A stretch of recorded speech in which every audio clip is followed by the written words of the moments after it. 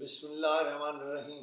Prime minister Shahbaz شریف نے گندم درآمد سکینڈل کے حوالے سے ایک انکوائری کمیٹی تشکیل دے دی ہے، لیکن یہ پارلیمنٹ کی کمیٹی نہیں ہے۔ اس کمیٹی کی سربراہی کابینہ ڈویژن کے سیکرٹری کریں گے۔ میری رائے یہ ہے کہ بہتر ہوتا کہ اگر اس پر پارلیمنٹ کی ایک انکوائری کمیٹی بنائی جاتی جس میں سینٹ اور قومی اسمبلی کے ممبران بطور ممبر موجود ہوتے، لیکن یہ معلوم نہیں کہ وزیر اعظم نے اس کمیٹی کو سرکاری افسروں تک کیوں محدود رکھا ہے۔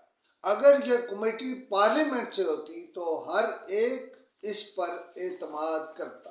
اب یہ اور بات ہے کہ سابق وزیر اعظم میاں محمد شہباز شریف جو پاکستان مسلم لیگ نون کے سربراہ ہیں، وہ اس حوالے سے کیا سوچتے ہیں؟ کیا وہ پارلیمنٹ کو امپاور کرنا چاہتے ہیں یا نہیں کرنا چاہتے؟ مثلا میری سوچ تو یہ بھی ہے کہ پبلک اکاؤنٹس کمیٹی کا سربراہ کوئی بھی ہے، جب پارلیمنٹ کی کمیٹی بنے گی اور یہ سیکرٹری معطل کر کے اس کو پہلی بات تو یہ کہ اس کے خلاف فوری ایکشن یہ کریں کہ وہ اپنے یعنی نوکری سے تقریباً برخاست کر دیں اس کو، وزیر اعظم اپنا اختیار استعمال کریں اور پھر یہ معاملہ آپ پبلک اکاؤنٹس کمیٹی میں لے جائیں اور محمد آصف صاحب کو وہاں بطور ملزم پیش کریں۔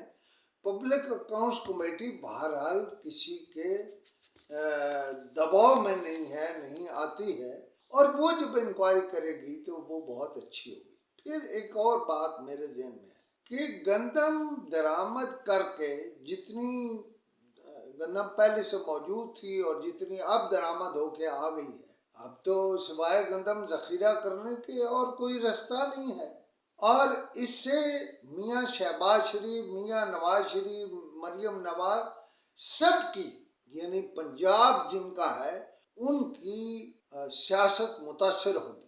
اور مجھے نہیں معلوم ہے کہ وہ خود کیا سوچتے ہیں، لیکن میں سوچتا ہوں کہ یہ اگلے 3 سال تک انہیں اس کا جواب دینا پڑے گا۔ کام کسی اور نے کیا ہے، کام نگرانوں نے کیا ہے، کام کاکڑ نے کیا ہے، کام کاکڑ کے ساتھیوں نے کیا، لیکن اہم آج بھی کوئی اور ہے۔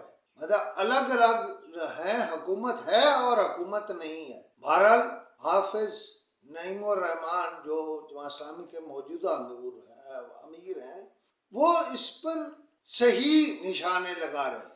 شاید وہ کسانوں کے ساتھ مل کر ممکن ہے اپنے لیے بہت سی جگہ بنا لیں اور آئندہ انتخابات میں جماعت اسلامی اہم ہو، کیونکہ ان کی ایک کمپین یہ ہے کہ فلاں فلاں چیز کا حل جماعت اسلامی ہے۔ بہرحال اس کو یہاں ختم کرتا ہوں اور پھر اگلی بات کریں گے، لیکن یہاں یہ ضروری ہے کہ اگر کوئی سمجھتا ہے، کوئی فریق سمجھتا ہے کہ وہ میرے اس ویلاگ سے بہت متاثر ہو رہا ہے، تو میں ہر ایک کے لیے میرا فون کھلا ہے 0307500879، کوئی بھی ہے اپنا موقف دے سکتا ہے۔